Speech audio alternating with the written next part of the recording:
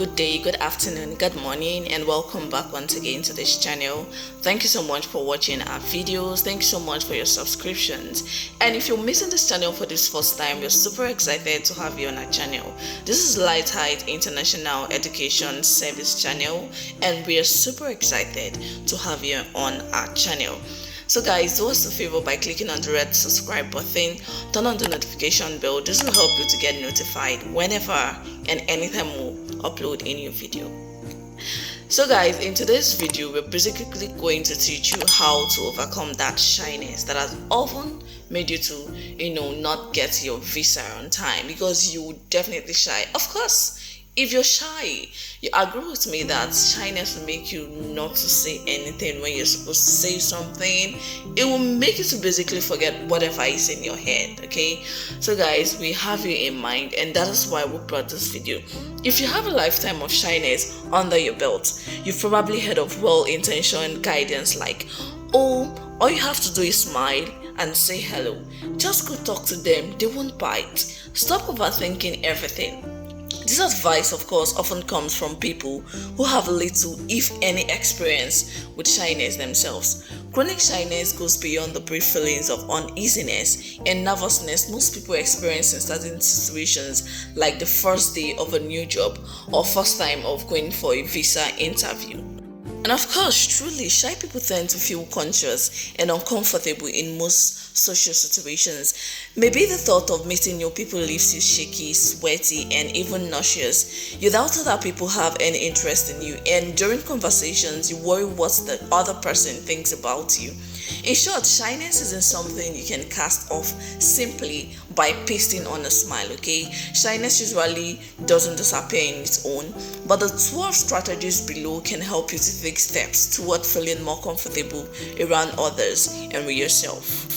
So guys, number one tip is to explore possible sources. Experts generally agree that shyness develops in response to a combination of factors like genetics, childhood environment, life experiences. Parenting tactics, for example, may drive shyness.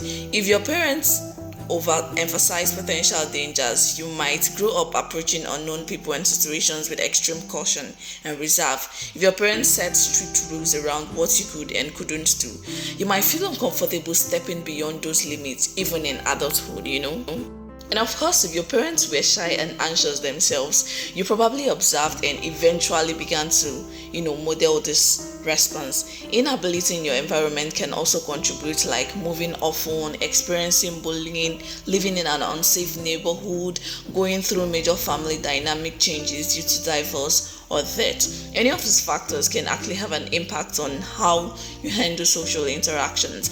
Shyness can also develop in adolescence and childhood.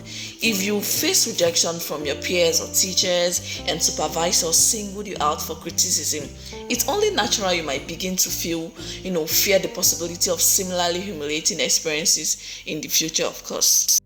Now, you need to understand that working to uncover where shyness comes from can help you to find the right tools to reshape your fear, right?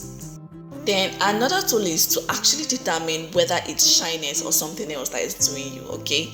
Now, people often think of shyness, social anxiety, and introversion as the same thing. Some shy people do meet the criteria for social anxiety disorder or introversion, or both, of course. That said, social anxiety is a mental health condition, while shyness is not. Social anxiety involves a persistent fear of rejection, disapproval, and criticism from others. This fear might, become overwhelming enough that you begin avoiding social settings entirely.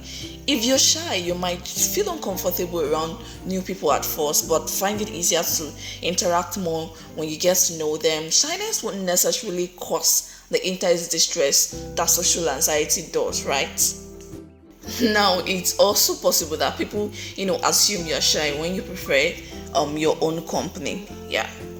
Now, the next thing, which is the third point here, is that you should explore your strengths, okay? Take a moment to consider shyness from an evolutionary perspective. Yeah, if you were outgoing, you might, have ventured out to explore new areas, find resources, and interact with other communities. If you were shy, you might have stayed close to home to avoid possible threats, okay? Both roles are necessary, but when exploration might help you make new discoveries, it also puts you in the path of potential dangers. Sticking to one place, keeps you safe. Now, that said, it can be helpful to, highlight your strengths instead of seeing shyness as a flaw, okay? Recognizing the areas where your skills really shine, can help boost to your self confidence. Like, it can actually add boost to your self-confidence. That may be, in turn help diminish feelings of self-doubt and, insecurity. Maybe you're great with animals, or a talented artist, of course, or, driven researcher. Perhaps you're a compassionate listener, and family and friends always seek your advice. The world needs balance, right? And what better ways to achieve that balance than with different personality types, of course. And sure, it might, take you more time to open up, but you have plenty of valuable talent traits, right? Like empathy, sensitivity, and, caution to offer when you do. Then the fourth point is to identify goals, right? If you know someone who seems to, make new friends easily every time when they walk into a room, you might, envy their outgoing nature and envision yourself navigating social settings with the same ease. That's not impossible, but it's, usually more helpful to take smaller steps first. Now, start by exploring the ways in which shyness affects you. I want a relationship, but I'm too shy to meet people in person. Class participation makes up 5% of my grade, but I'm too nervous to share because I don't know anyone. I have a lot of ideas for this new project at work. But what if no one likes them? Then use that list to create simple goals, like starting a conversation with a classmate or using a dating app to find potential partners. Anyway, that's not actually advisable, okay? Another point is, do not let the spotlight effect to get to you, okay? Please. The spotlight effect, in simple terms, refers to the generally false assumption that other people notice everything you do and say, almost as if a spotlight were shining on you. Now, this negative bias can easily contribute to feelings of shyness or social anxiety. Now, when you worry people will notice and judge your mistakes or quirks, you're more likely to hang back on the edges of a crowd where you can safeguard yourself from possible rejection, right? In reality, though, most people tend to be less observant than you imagine, in part because they are thinking about, their own spotlights. You might feel as if all eyes are on you, but that usually isn't the case, okay? Are you not convinced already? Okay, ask yourself how much you notice about the people around you and what they are doing at any given time. The sixth point is you need to participate in conversations more mindfully. Like, this is very important. If you're shy, casual conversations can be nerve-wracking. Even when you have plenty to say on a particular topic, worries about how others in the conversation perceive you might, push those insights or witty remarks right out of your head, right? You might end up nodding a lot or asking questions so you don't have to volunteer information. Yeah, don't get me wrong, asking questions can keep the conversation going, right? But it doesn't help people to get to know you. In other words, you end connecting, right? Instead of wondering what they think about you or trying to figure out what you should say, use active listening skills to focus on the flow of the conversation, okay? Now, tuning in to what they are saying can help you, stop cycling through fears of sounding awkward or, saying something embarrassing. You'll probably have an easier time, recognizing when to share your thoughts more naturally, and you won't find yourself startled when they ask you a question. Number 7 is be genuine. Some shy people get through, social interactions behind the marks of confidence. But fake it till you make it doesn't work for everyone, okay? Putting up a front of boldness don't actually feel can, leave you more anxious than anyone else. Like, Like when you put on boldness that you don't feel yourself, you're trying to be bold but you don't feel it. Like it doesn't make you, guess what you want. Okay, it's fine to admit you're nervous or let people know you want to ease, into a group at your own pace. People might even let you know how much they appreciate the effort you're making, and their positions, reactions or positive reactions can bolster your confidence authentically. Okay, please always keep the white light, even if you think pretending will keep conversations moving right. It might seem completely harmless to tell your new roommate, yoga, that's my favorite way to unwind, but imagine how this can backfire. Okay, they might invite you to their Sunday yoga practice when in reality you've never even done a downward facing dog. Instead, tell them the truth. I've never tried yoga, but I would like to. Number 8 is to enlist support. Support from someone you can trust can help you feel more comfortable in situations that spark the most dread. Okay, of course, you can bring someone with you everywhere you go, but the idea here is that eventually you feel ready to face those situations alone. Ask a friend, family member, or roommate to come along the next time you do something social, whether that's a quiz night, party, or just a shopping trip.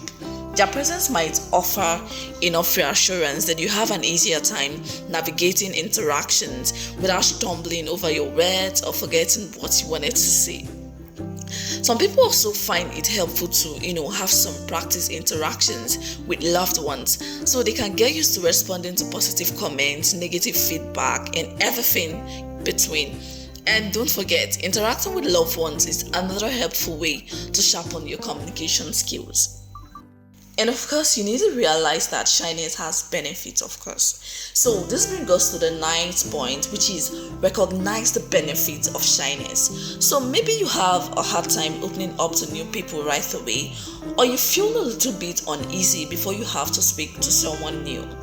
While this might mean you don't make friends or find dates as easily as more outgoing people do, it's worth nothing that a little caution never hurts. Okay, holding back when you meet new people gives you the chance to learn more about them before you dive headfirst into friendship or relationship. It also creates more space for trust to develop, and trust is always a good thing. Okay, a slow start often leads to stronger relationships than the line after all.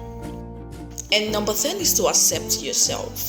However your shyness comes to be, at the end of the day, it's simply part of your personality. You can work to become less shy, but if your shyness doesn't cause any problems, you probably don't need to push yourself to overcome it. For example, maybe you don't feel any particular urge to meet new people, but you have no trouble greeting someone when introduced, right? Perhaps you feel nervous, but talking to your boss, but you handle conversations successfully when needed, even if your heart beats a little bit faster. So you don't enjoy socializing much. Not everyone does, of course. If you don't if you are both shy and introverted, you might feel perfectly satisfied with your current level of social interactions, since it leaves you plenty of time to recharge and unwind on your own. But guys, remember, avoidance isn't the answer. And this is the 11th point. Remember that avoidance isn't the answer.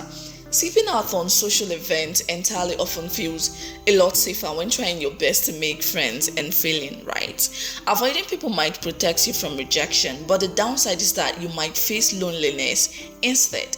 If you want to expand your social circle, you'll eventually have to find some to connect with, someone or some way to connect with others. Exploring your interests like hiking, crafting, public speaking, dancing, writing, cooking, through classes, community events, or even apps like Meetup can help you find potential friends and partners who share your interests. And last but not the least is talk with a therapist. Yeah, shyness isn't a mental health condition, right? But it can lead to unwanted emotional distress over time. If nothing seems to help you relax in social situations, a good next step might be reaching out to a professional. A therapist can offer guidance with managing physical symptoms you experience, exploring causes of shyness in more detail, recognizing social anxiety and other concerns, challenging and reframing thoughts that prompt avoidance, exploring strategies to navigate social situations. Now, speaking of physical symptoms, you can also try some breathing or body movement exercises that are known to manage anxiety. Start with these breathing exercises that can suit anxiety of all kinds. Now, the bottom line is, why shyness isn't always something to be concerned about. It can prevent you from building connections with others and help you to be lonely when you desire closeness. Of course, it can deny you your visa application, okay? You can go through your visa application processes, but then when it comes to going for your interview, shyness alone can prevent you from getting that visa, and it's going to prevent your study abroad. And I'm sure you don't want that for yourself. Why don't you just work on that shyness? If your shyness makes it difficult to build the close relationships you would like to have, consider connecting with a therapist, of course, that is going to help you get more insight into the underlying factors, set achievable goals, and work toward helping you to accept yourself. Thank you so much for watching this video. I believe this video resonated with you. If you enjoyed this video, do well to click on the red subscribe button, turn on the notification bell so that whenever I upload a new video like this, you're going to get notified. Thank you.